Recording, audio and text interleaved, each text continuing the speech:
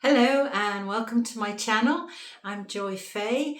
I'm an artist and teacher and I help people develop their creativity in all their art. So today's video is going to be about putting together what they call as a quadrip, which is when you do 4 paintings but they make up one painting.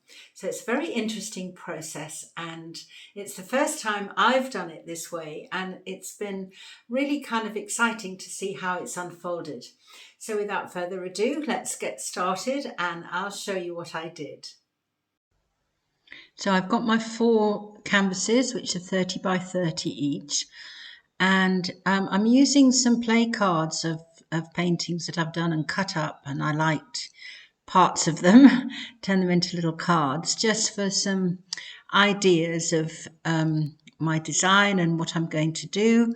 And so I'm using those. I've gessoed over these paintings. These are old paintings which I'm repurposing, and I'm going to actually use a braille to give an interesting background. You know, it's like what you would do with a jelly print, and I thought it would be interesting to try this on canvas and see what happens. So you'll see I've mixed some yellow ochre and some Mars red and some orange, and you know, it's going to come up with some interesting textures for a background. You know, it's nice to have a nice warm background on a painting, I always think. So we're going to see how this works. I've not done this before, so it's all an interesting experiment. And, you know, that's what I suggest that you do with your painting is, you know, constantly experiment and try new things. Now, I had these little skewers and I thought I'll put them together on an elastic band and then create some interesting marks and designs with them, you know, whilst the paint is wet. And you can't see it very closely, but it's there. And then I'm just painting in some of the edges that the Brian missed, and just kind of really preparing it as the first layer. Now what I'm doing here is giving it a glaze with a transparent green mixed with a little bit of water, and it just kind of gives again another effect and another layer as an under painting. So again, you know, just to create interest in a background. You know, what will come through is debatable, but I always feel that it's nice to have all these different layers because it builds, first of all, it helps you kind of loosen up and get into the flow, and secondly, you know, it gives the painting sort of a history, if you like. So I'm putting a little bit more of this Mars red on here, and it's very sort of deep, nice, warm colour. And then I'm going to just start painting in some areas of where my design is going to be, again, to give me an idea of where I'm going.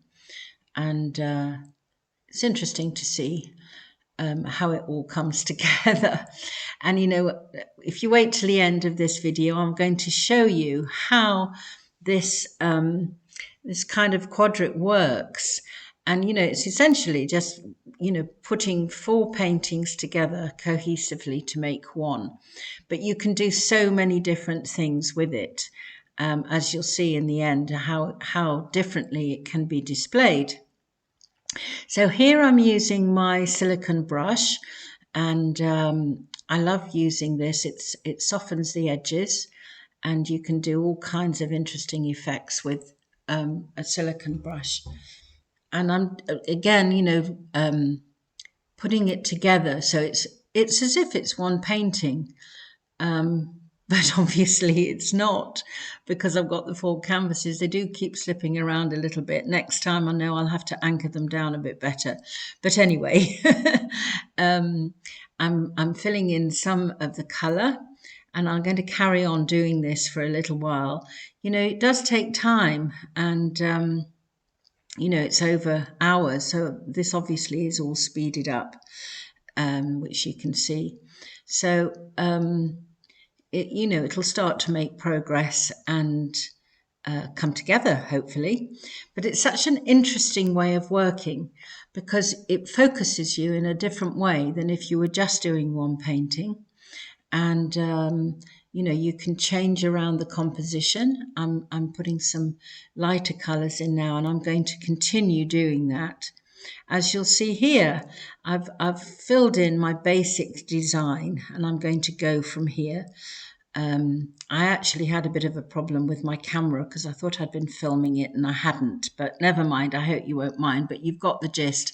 And you can see how I'm turning it round and seeing, different ways that I can put it together, which is really interesting. Now I'm going to put on a coat of clear gesso, because I've got quite a lot of layers on here and it helps. And then I'm going into the woody crayons, and I want to put some collage. So I've got a lot of collage pieces of the colours that I want to use, and I'm going to see where they're going to go.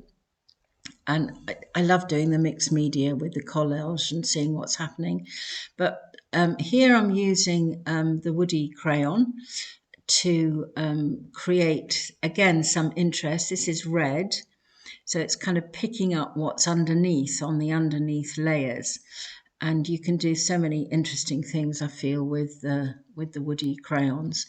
And now I'm just going to block in again some lighter colour and loosen it up a bit. It's gone a little bit tight with what I've got down, but it's given me a nice base to start with and to go from here, and keeping it loose and interesting, seeing where it will take me.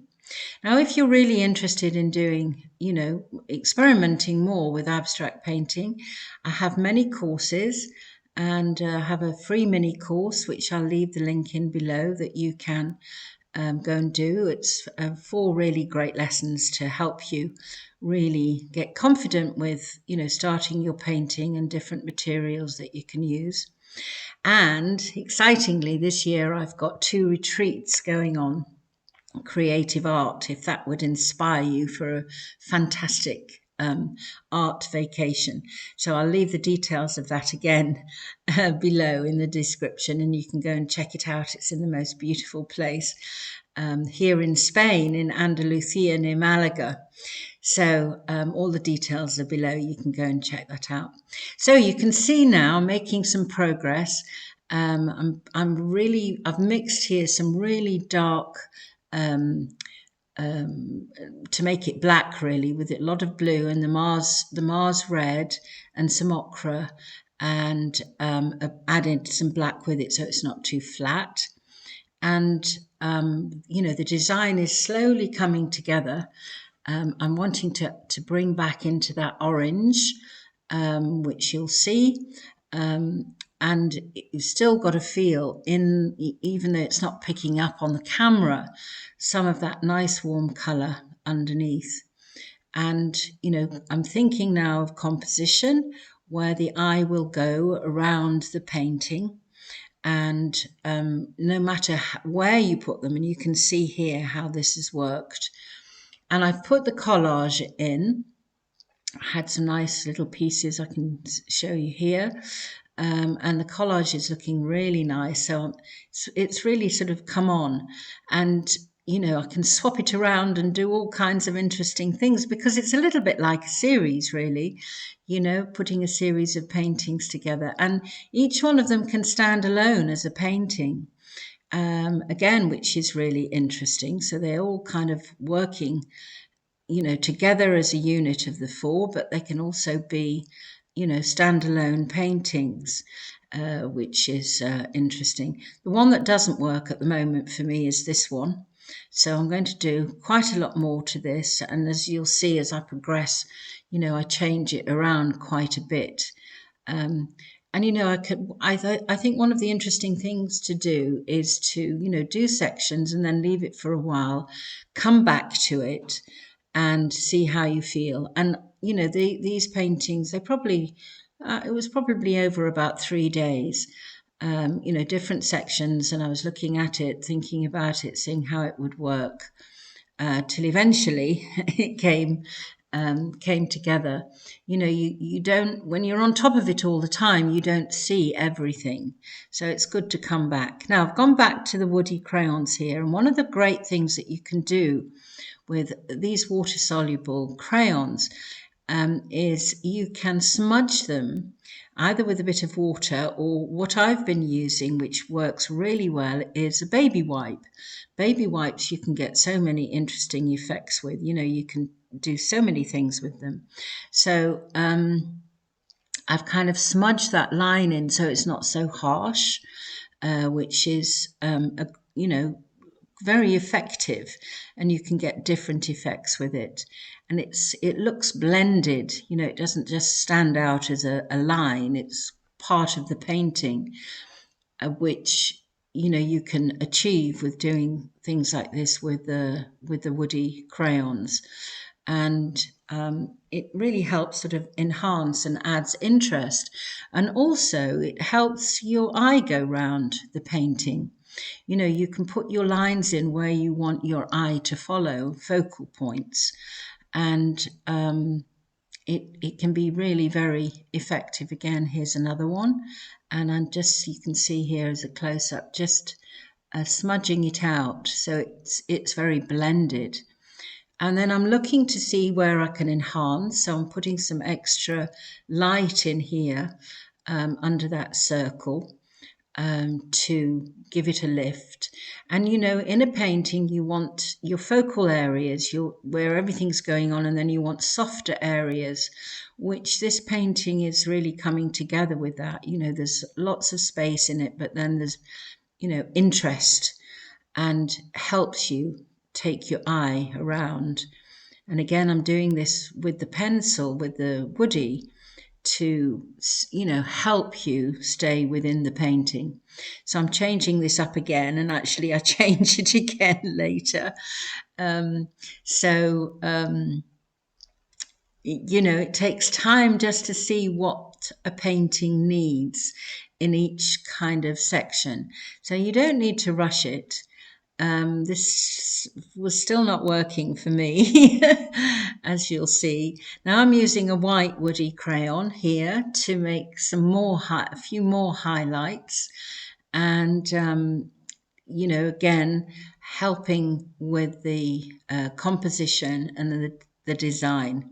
And here's the finished painting, and I'm really pleased how it's come together, and how the collage has worked. And then here it is, you know, in situ on a wall. It's always nice to see what a painting will look like when it's up, and I think that worked quite well. Here's another design of doing it, another way of doing it. Let me know which one you like.